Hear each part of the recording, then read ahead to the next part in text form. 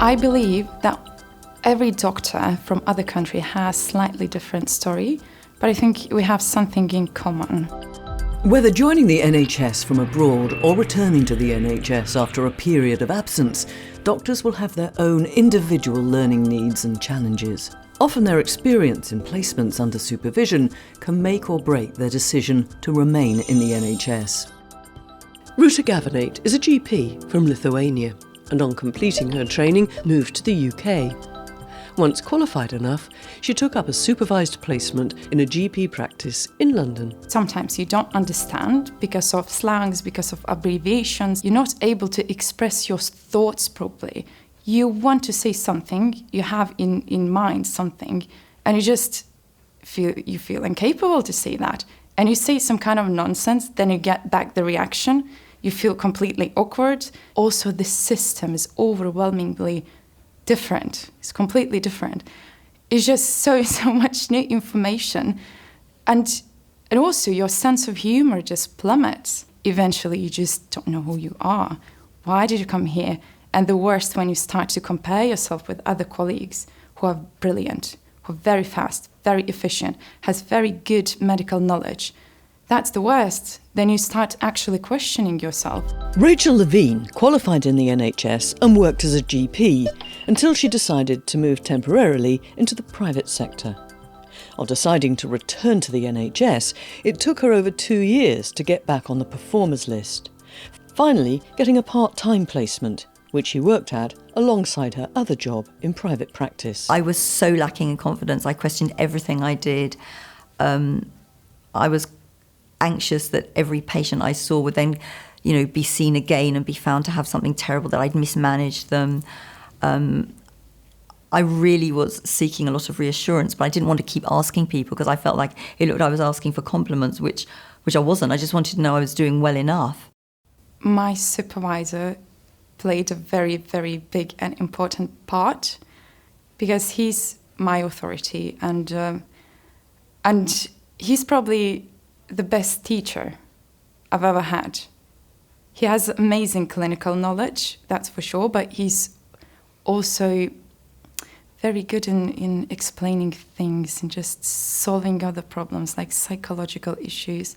So he wasn't only supervising my clinical job, but he was also supporting me.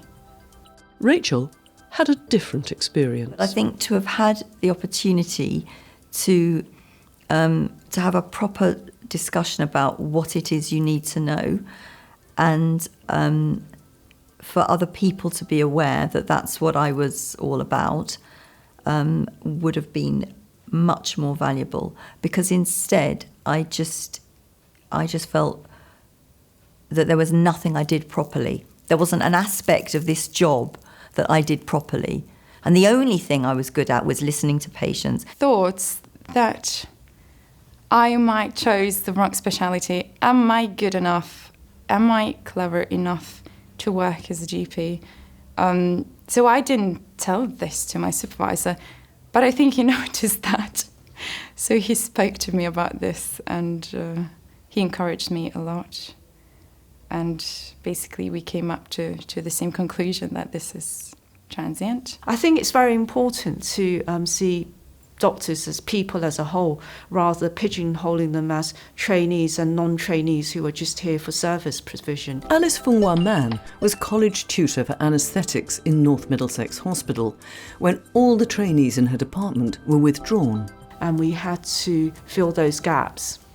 And we did so with doctors that we recruited from abroad, because we realised that when we put adverts out in the UK, we didn't really get a response. Although these doctors had quite extensive experience in their own countries, and many of them had already finished their anaesthetic training, when they came to the UK, even very simple things they found it difficult to do. And a lot of it wasn't to do with their lack of clinical knowledge. It was just understanding the processes of how to work and a lack of confidence in working in a completely new environment. It was very difficult to identify what the issues were in the beginning, because it wasn't things that we would normally look at. So I can give an example where we had one doctor whose main aim was to come from Egypt and come to this country and get onto an ST3 rotation so that he could train to be a consultant.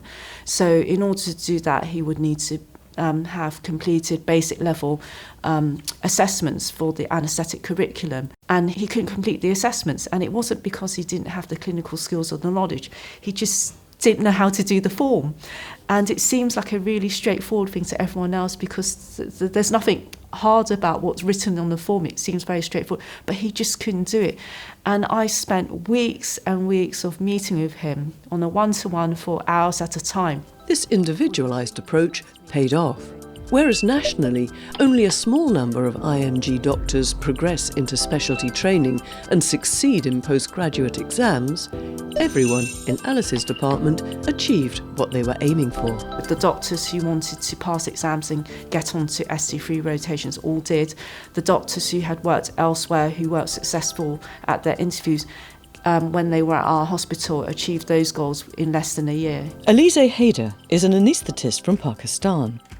Before moving to Alice's department at North Middlesex, she took up a post in Essex. I felt like it was more of a service provision job, which is all well and good because I did gain a lot of experience. However, I didn't see myself progressing in my career at the speed that I would have liked to. And so I started looking up other jobs, and I came across this ad on the NHS Jobs website for North Middlesex, and it said trust registrar. So I said, okay, that sounds like maybe I'll get some exposure to training, and had the interview. I'm blessed that I was selected. It's been about 2 months since I've started here, and I can see a huge change, a huge difference compared to my previous trust. Within the first week, I had a meeting with the college tutor. My goals were identified, my aspirations. Somebody bothered to ask me where I wanted to be in the next 5 years. And it's just been up and up since. Engaging with and supporting doctors' career aspirations doesn't just benefit them as individuals, but also the department as a whole. They're more engaged with our department, so they're able to help with quality improvement projects. The better that they are improving their skills and their knowledge, it's better for patient care. I would say in my previous trust, I didn't feel like I was part of a team. I felt like an individual who goes into work, does their job, comes back home. Over here, I feel like there's a family. I know that I have a lot of support, both on the professional front, so from the career aspect, and also at a personal level. Doctors who are entering the NHS from elsewhere are often dealing with more than just the struggles of the job. Andrea Toth spends most of her week living and working in Hungary with her husband and child, and is currently commuting 2 days a week for her GP placement in London. My supervisor is very, very supportive and understandable, and she understands that thing that I'm coming early in the morning from Hungary and that I won't be able to get to the practice for 9 a.m. only for 9:30 a.m. and she understands this, for example, or she tries to adjust my sessions for my leaving to the airport back to Hungary. Often it isn't the clinical skills that people unfamiliar with the NHS struggle with, but the complex operating and computer systems that others take for granted. Sharoni Mahabadouj is a GP from Belgium and found that even something as simple as a pill check was taking her far too long to complete. It was really hard to be in a position where I was previously in total control of my workload, total control of the system, total control of the patient, how to manage the patients, to a complete different system where I was not even knowing the right path for where to get information, where to ask sometimes. So it was really challenging. So regarding my colleagues, at the beginning, everyone was very helpful because they knew that I was new, the system was new, so they would take a couple of minutes to help. But with time, I think it's for them it's like a simple thing. Oh, this is the referral pathway. Just it was something obvious that I felt also quite ashamed to go and ask, because it is not something like a very interesting medical case that we will discuss, So, although they tried their best, I could feel that with time it was a little bit, I felt like I was probably wasting their time. And so what do our doctors believe was or would have been the most important thing to help and support them through their transition into the NHS? It's nice to have your own individual personality recognized and to be a part of a family. Talking sometimes helps you a lot. I mean, you don't necessarily need to do some kind of action to change something, but just sometimes just to put your thoughts back in the right direction. It's really helpful. If my opinion was asked more often, then I would feel, first of all, it would have made me feel more confident. I would feel more valued, and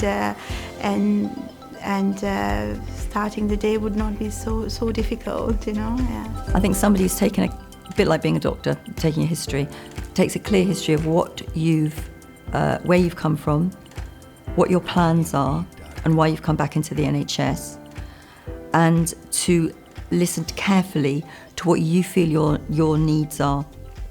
They may discover that you've got other needs, that's fine, but I knew what I needed to learn about, and I think to be positive and encouraging. You're trying to get people back into the NHS. You need to encourage people and to make them feel that they have something to offer, and to be constructively critical. And if you are going to criticise and be negative, you have to counterbalance that. It's like encouraging a patient, I don't know, to give up smoking.